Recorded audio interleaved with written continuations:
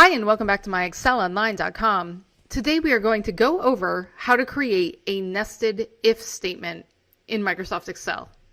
Also, we will have some additional training options for you at the end of this video, so stick around for that.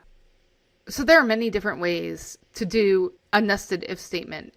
But for the example today, we are going to give each of our employees a bonus if they have worked at the company for 5 or more years, or if they have a certification.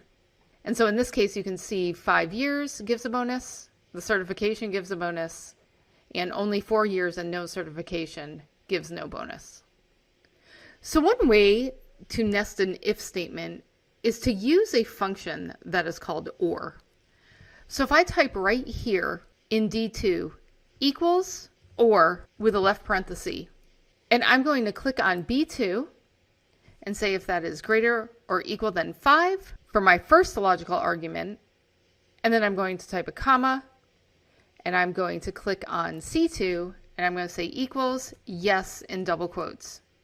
Close my parentheses and hit enter. And I can see that this is true. If you are liking this video, please give us a thumbs up and subscribe to our channel, and hit the bell button to get notified when we release our weekly videos.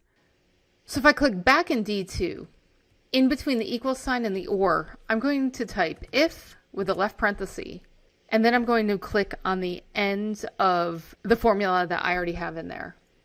So basically, if this is true, and I don't have to do an equals true because I'm returning a true statement already. So if this is true, I'm going to type a comma, and I'm going to return what is in B6. And then I'm going to type a comma. For my otherwise, I'm going to return a 0. And if I close my parentheses and hit enter, I can see that I'm returning a $5,000 bonus. So one thing I want to do before I copy this formula into my other cells is I want to return B6 no matter what. So if I copy this formula down, I don't want to return B7 or B8. So if I click in front of B6 and I put a $sign before the B and a $sign before the 6 and hit enter, now I will always keep B6 as the value that I want if my OR statement is true. So if I click on D2 and I hover over this bottom right hand corner until I get this thin cross and hold down my left mouse button and drag down to the bottom and then let go, I can copy my formula all the way down. And I can see that these scenarios are true. So this one has 5 years, so there should be a bonus. This one has a yes, and there should be a bonus. But this one does not have 5 years or a yes, so there should be no bonus. Now there's some ways to put an if statement inside of another if statement. And we go over these options out on our blog. And I'm going to include a link to that blog entry in the description below on YouTube if you would like to go there and learn more. If you have any questions or comments, please leave them for us and we'll get back to you. Thanks for watching, and see you again next time.